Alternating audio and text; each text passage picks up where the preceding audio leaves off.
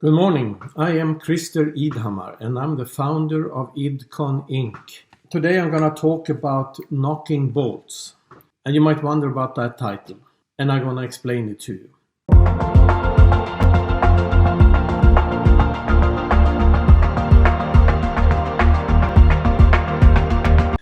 The company was founded in Sweden in 1972, and in 1985 I moved the company over here to US by invitation from a big company here. 1961, the 10th of January, I signed on a ship as an apprentice. It was a big tanker. Actually, it was at that time the biggest tanker that could go through the Suez Canal.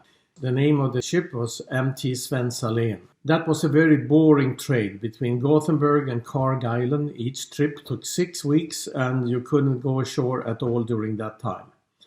On the second trip, we went into a shipyard in Palermo in Italy, and we were going to do some work on the hull.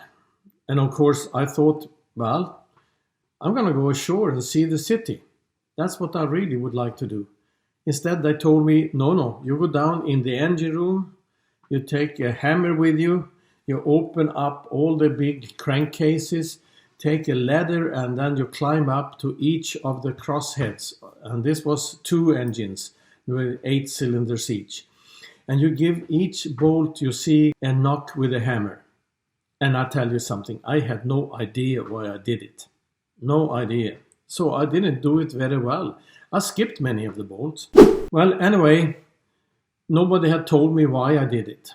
And I discovered it myself about 3 months later in another port, in another ship. I knocked all the bolts, all were tight, there were no sound, they sounded the same, all of them, until I hit a bolt that sounded different. It didn't ring when I knocked it.